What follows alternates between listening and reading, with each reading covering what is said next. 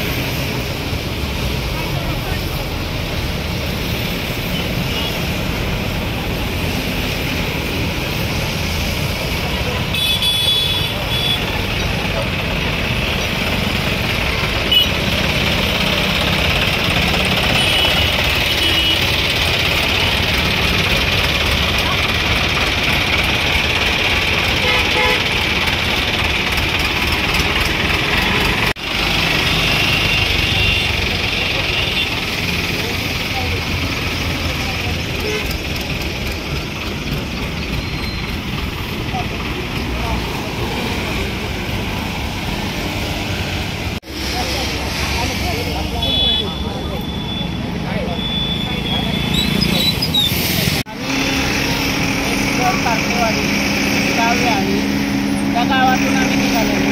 आज आम्हाला 13 दिवस झाले। त्याची मागणी फक्त एक लेक्चर बंद झाला पाहिजे।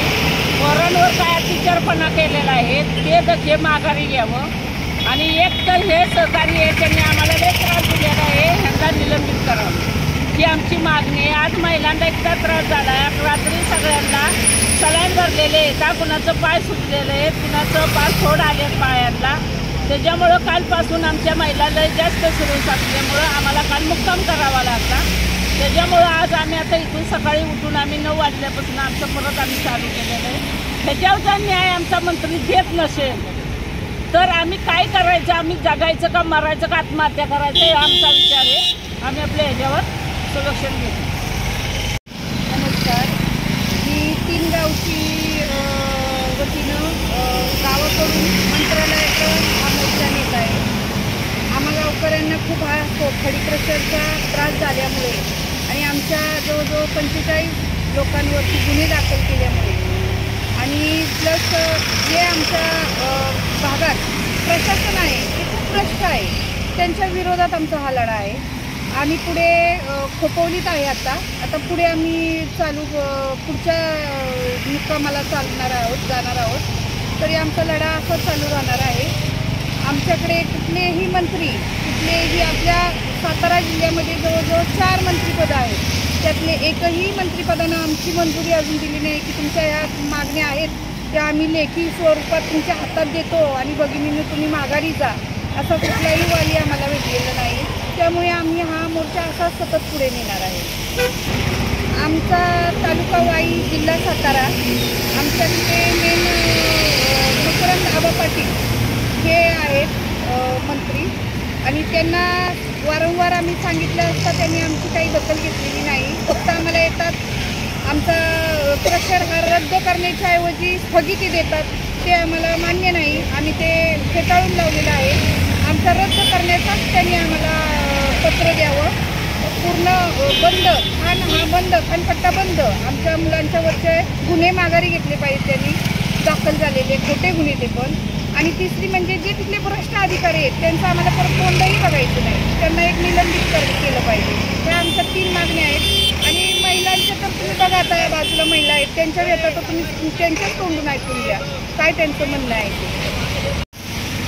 आम्ही सर्व लाडक्या महिला म्हणून म्हणतात लाडक्या बहिणींनाच आज यांना रस्त्यावर उतरवलं आहे. आज भीक मागायची वारी आली आमच्या महिलांवरती. त्यांच्यापाशी आमच्या मागण्या आहेत की क्रेशर बंद करावा, आमच्यावरचे गुन्हे माघारी घ्यावेत आणि सरकार हे सगळं ह्यांना निलंबित केलं पाहिजे. त्यांनी आम्हाला त्रास दिला महिलांना मुलांना यांना आमच्या गावात या लोकांना इतका त्रास दिलेला आहे की ह्यांना सगळं ही झालीच पाहिजे ना आम्हाला न्याय मिळालाच पाहिजे. मंत्रालयापर्यंत आम्ही जाणारच काही करून. आणि मकरंद आबा पाटील यांनी तर आम्हाला पूर्ण खचून टाकलं आहे. आमच्या पूर्ण लाडक्या बहिणी म्हणून रस्त्यावर उतरवलं आहे. ह्यांनी आमची काहीतरी पुढं दखल घ्यावी हीच आमच्या अपेक्षेनं आम्हाला हा न्याय मिळालाच पाहिजे. आमच्या वाई तालुक्यातले तहसीलदार मॅडम मटकरी मॅडम